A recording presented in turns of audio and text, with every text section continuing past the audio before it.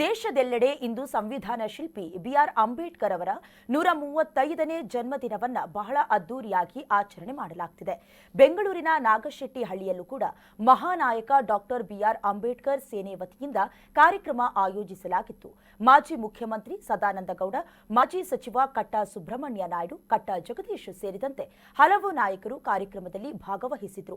ವೇದಿಕೆಯಲ್ಲಿ ಗಣ್ಯರು ಅಂಬೇಡ್ಕರ್ ಭಾವಚಿತ್ರಕ್ಕೆ ಪುಷ್ಪನಮನ ಸಲ್ಲಿಸಿದರು. ನಂತರ ಶಾಲಾ ಮಕ್ಕಳಿಗೆ ನೋಟ್ಬುಕ್, ಬ್ಯಾಗ್ ವಿತರಣೆ ಮಾಡಲಾಯಿತು. ಬಳಿಕ ಸಂಘಟನೆಯ ಪ್ರಮುಖರನ್ನ ಸನ್ಮಾನಿಸಲಾಯಿತು.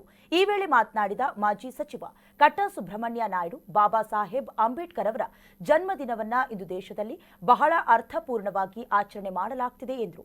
ಇನ್ನು ಸಂಘ ಪ್ರಮುಖರಾದ ಕೋದಂಡರಾಮು ಮಾತನಾಡಿ, ನಮ್ಮ ಸಂಘಟನೆ ವತಿಯಿಂದ ನಾಗಶೆಟ್ಟಿಹಳ್ಳಿಯಲ್ಲಿ ಬಹಳ ವರ್ಷಗಳಿಂದ ಬಹಳ ಅದ್ದೂರಿಯಾಗಿ ಆಚರಣೆ ಮಾಡಿಕೊಂಡು ಬರ್ತಿದ್ದೀವಿ ಅಂತ ಹೇಳಿದರು.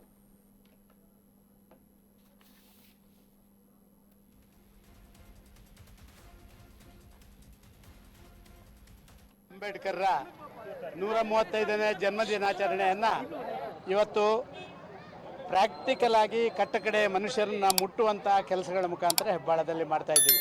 ಈಗಾಗಲೇ ಪೌರ ಕಾರ್ಮಿಕರಿಗೆ ಸನ್ಮಾನಗಳು ಮತ್ತು ಅವರಿಗೆ ಬೇರೆ ಬೇರೆ ದಿನನಿತ್ಯದ ದಿನಬಳಕೆಯ ವಸ್ತುಗಳನ್ನು ಕೊಡುವಂಥದ್ದು, ಜೊತೆಯಲ್ಲಿ ಇವತ್ತಿಲ್ಲಿ ಮಕ್ಕಳಿಗೆ ನಮ್ಮ ಪುಸ್ತಕ ಮತ್ತು ಬ್ಯಾಗ್ ವಿತರಣೆ ಮಾಡುವಂಥದ್ದು, ಈ ರೀತಿ ಸಣ್ಣ ಮಕ್ಕಳಿಂದ ಹಿಡಿದು ದೊಡ್ಡವರವರೆಗೆ ಸಮಾನತೆಯನ್ನು ಸಾರುವಂಥ ಒಂದು ಅದ್ಭುತ ಕೆಲಸವನ್ನು ಹೆಬ್ಬಾಳದಲ್ಲಿ ಮಾಡಿದೆ. ಇದಕ್ಕಾಗಿ ಹೆಬ್ಬಾಳದ ಮಂಡಲದವರಿಗೆ ವಿಶೇಷ ಕೃತಜ್ಞತೆ, ಅಭಿನಂದನೆ ಸಲ್ಲಿಸ್ತೀನಿ. ಎಲ್ಲ ವಾರ್ಡ್ಗಳಲ್ಲಿ, ಎಲ್ಲ ಬಡಾವಣೆಗಳಲ್ಲಿ ಅಂಬೇಡ್ಕರ್ ಅವರ 135ನೇ ಜನ್ಮ ಜಯಂತಿಯನ್ನು ನಾವು ಆಚರಣೆ ಮಾಡ್ತಾಯಿದ್ದೀವಿ.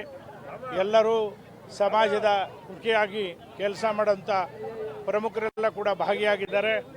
ಮಾನ್ಯ ಸದಾನಂದ ಗೌಡರು, ನಮ್ಮೆಲ್ಲ ಮಹಾನಗರ ಪಾಲಿಕೆ ಸದಸ್ಯರು, ಎಲ್ಲ ಪದಾಧಿಕಾರಿಗಳು, ಮುಖಂಡರು ಎಲ್ಲ ಸೇರಿ ಈ ಕಾರ್ಯಕ್ರಮವನ್ನು ನಾವು ಆಯೋಜನೆ ಮಾಡಿದ್ದೀವಿ. ಎಲ್ಲರಿಗೂ, ದೇಶದ ಜನರಿಗೆ, ರಾಜ್ಯದ ಜನರಿಗೆ ಎಲ್ಲರೂ ಕೂಡ ನಾನು ಶುಭಾಶಯಗಳನ್ನು ಕೋರ್ತೀನಿ. ಈ ಒಂದು ಡಾಕ್ಟರ್ ಮಹಾನಾಯಕ ಸಂಘಟನೆ ವತಿಯಿಂದ ಪ್ರತಿ ವರ್ಷದಂತೆ ಈ ವರ್ಷ ಕೂಡ ಅದ್ದೂರಿಯಾಗಿ ಆಚರಿಸ್ತಾ ಇದ್ದಾರೆ. ಈ ವರ್ಷ ಮಕ್ಕಳಿಗೆ ಪುಸ್ತಕ ಮತ್ತು ಶಾಲಾ ಸಾಮಗ್ರಿಗಳನ್ನು ನೀಡಿ ಬಾಬಾ ಸಾಹೇಬರ ಬರ್ತ್ಡೇ ಮತ್ತು ಹುಟ್ಟುಹಬ್ಬವನ್ನು ಭಾಳ ಅರ್ಥಪೂರ್ಣವಾಗಿ ಆಚರಿಸಿದ್ದಾರೆ.